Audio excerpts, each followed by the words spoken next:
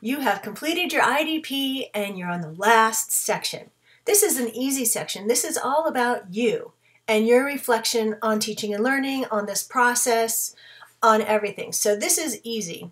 However, my advice is that you wait until a little while after you finish your last part of the section, you finish teaching your lessons, get a good night's sleep, have some breakfast, and then think about this sort of with a fresh perspective. If you are tired and worn down and stressed out when you do this part, it's not going to be as worthwhile as if you give yourself a couple of days just to sort of sort everything out, reflect on it in your own time, and then write it all down. So that's my advice to you. Don't begin the section until you are well rested and you have a couple of days between the IDP process and this last part.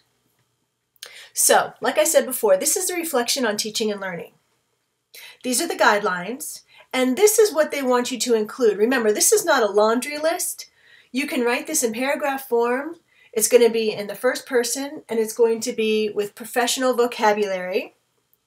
And you can incorporate these ideas into your paragraphs. You don't have to go bing, bing, bing, bing, bing all the way down like a laundry list. So let's discuss a little bit about what you're going to include in this section. Again, you're going to write it in paragraph form, first person. You're going to describe the extent of positive impact on student learning. So again, you're going to write about the positive impact you had on student learning. How did students achieve? Did they achieve on 21st century skills? Did they achieve in your horizontal alignment? Did they achieve in your core learning objectives? Did they learn something or demonstrate some kind of learning that was unexpected? That happens all the time in teaching. So think about what was the extent of positive impact on student learning. And this is a good place where you might talk about students who generally are not engaged or who don't achieve at a high level, who, because of the new strategies and the engaging curriculum, really showed a positive impact. So this is a great time to sort of toot your own whistle, so to speak. The second part is a reflection on what are the overall changes in planning and teaching would you make in the future with this unit or with the students based on what you've learned from teaching, assessing, and reflecting on it. Here are some items you may want to consider discussing. The sequencing of the lessons, differentiating techniques for students, adjustment of learning goals, validity, development, and alignment of assessments, group strategies, instructional variation, any of those options. And at this time, when you're looking at this should all make really good sense to you because as you were teaching your lessons and looking at the formative assessments, you made some changes midstream. That's what formative assessment is about, and that's what makes great teachers. I want you to make sure that you are a critical consumer here, that you think about your materials, think about your strategies, think about your management strategies, think about every little thing, proactive management strategies, and be really critical about what worked and what didn't work. My biggest concern is if I read this section and I have a student who says, oh, everything went great. Everything doesn't always go great, just about ever. So you have to be a critical consumer and make sure that you are honest about what went well, what didn't go so well, and how you might improve it. The third part of your reflection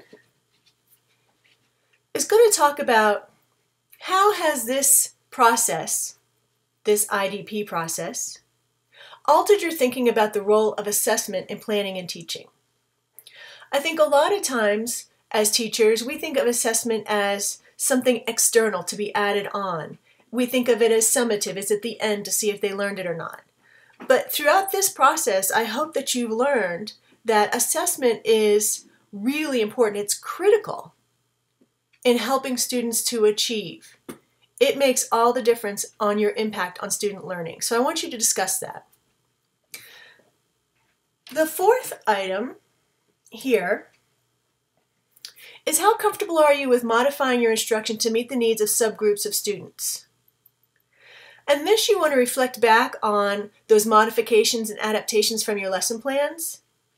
And talk about your assessments. You may not have assessed all the students the same way. We talk about how one size doesn't fit all. So this is where you want to talk about what you did to meet the needs of individual learners. You're not expected at this point to be an expert here. You're just starting out. So if you say that you are more comfortable than you were at first, that's fine. You don't have to feel like you are absolutely proficient at this. You're just starting out. And then finally, in what areas do you wish to grow and develop during your next internship? And that's student teaching. And how will you approach these goals? This is a great time to think about what are your strengths? What are your next steps? What do you want to learn more about? It might be differentiating instruction, positive classroom management strategies. It might be about collaborative work, cooperative learning, any of those things, whatever it is that you feel like you'd like to learn more about. This is a great way to begin student teaching. So you'll take this little list, and when you meet with your supervisor and your cooperating teacher for the first time, and they ask you, well, what are your goals? You'll already have them written down. You may want to work on creating better assessments, more hands-on learning, more small group learning, whatever it is that you're interested in. This is where you're going to discuss that. Okay, so the reflection on teaching and learning will have these 5 components discussed in paragraph form. First person, use professional vocabulary, and make sure that you use facts from your IDP to support whatever you are stating in this section. And when you're done, upload it to TK20 and we are finished. Congratulations!